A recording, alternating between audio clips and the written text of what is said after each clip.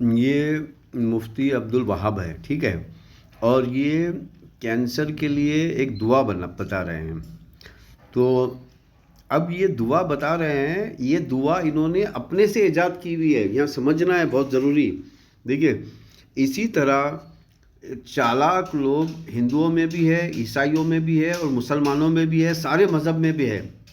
چپ چالاک لوگ کچھ بھی کہیں بھی کیا بھی جوڑ دیتے ہیں اور لوگوں کو جو ہے ایک اندھ وشواس کی طرف لے جاتے ہیں۔ دیکھیں، کینسر کی بیماری پہلے ہوتی کب ہے یہ آپ اندازہ لگائیے۔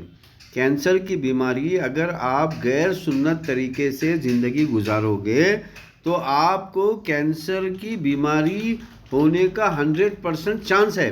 کینسر ایک مجموعی بیماری کا نام ہے، کینسر کے اندر ہزاروں ڈویژن ہیں۔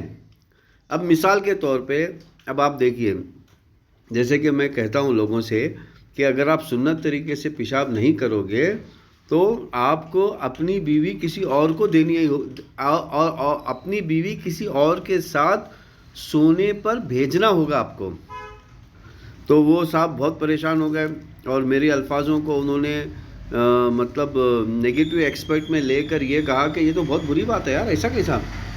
تو پھر اب میں نے انہیں سمجھایا، دیکھیے اگر آپ سنت طریقے سے پیشاب نہیں کرتے ہیں تو آپ کی زندگی میں کس طرح چینجز آتے ہیں۔ اگر آپ کھڑے ہو کر پیشاب کرتے ہیں تو ہوگا کیا، کیونکہ آپ کا جو سامان ہے جس کو ہم پینس کہتے ہیں، تو وہ جو سامان ہے اس کو دو کام کرنا ہے اور دونوں بھی الگ طریقے سے کرنا ہے۔ جب اس کو وائٹ پانی نکالنا ہے تو کڑک ہونا ہے، اور جب اس کو پیلا پانی نکالنا ہے تو نرم ہونا ہے۔ اب آپ کھڑے ہو کے جب پیشاب کریں گے تو آپ پینس کو یہ کہہ رہے ہو کہ نرم ہو جا، مجھے پیلا پانی باہر نکالنا ہے۔ اب آپ جب سیکس کرتے ہیں، سیکس بھی کھڑے ہو کے ہی کرتے ہیں، کیونکہ باڈی کو آپ اس طرح سیدھے طرف کھڑے ہو جاؤ یا پھر لیٹ کے کھڑے ہو جاؤ تو باڈی کو تو ایک ہی پوزیشن مطلب ایک ہی لگتا ہے باڈی کو۔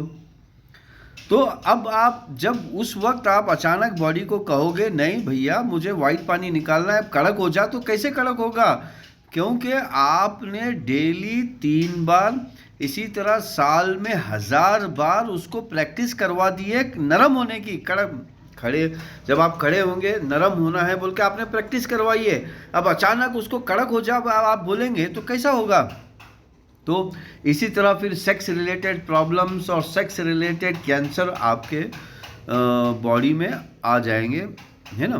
تو اسی طرح ہر ایک سنت میں ایک ایک علاج اور ایک ایک بیماری چھپی ہوئی ہے۔ اگر آپ اس پہ عمل نہیں کرتے ہو تو آپ کو زندگی میں کہیں نہ کہیں کچھ نہ کچھ کسی نہ کسی ٹائپ کا کینسر ہونے کا 100% چانس ہے۔ اگر آپ کو کینسر ہوا ہے، اگر آپ اس کینسر سے علاج کرنا چاہتے ہیں تو آئیے سنت کی طرف، اللہ کے رسول کی سنت کو آپ مضبوطی سے پکڑیے۔ دیکھیے وہ کینسر 40 دن میں 4 مہینے میں کیسا غائب ہو جاتا ہے۔ یہ 4 مہینے کا 40 دن کا اور 4 مہینے کا جو کانسیپٹ ہے یہ بڑھیا زبردست ہے، کیونکہ 4 مہینے میں باڈی کے پورے اوزار چینج ہو جاتے ہیں، باڈی کے پورے سیل چینج ہو جاتے ہیں۔ تو میرے پیارے بھائیوں اور بہنوں، اللہ کے رسول نے جو دعائیں دی ہے اس دعاؤں کے ذریعے سے علاج ہوتا ہے۔ اگر کوئی انسان اپنے مرضی سے دعا کریٹ کرتا ہے، اپنے مرضی سے الفاظ کریٹ کرتا ہے تو اس سے علاج نہیں ہوتا ہے۔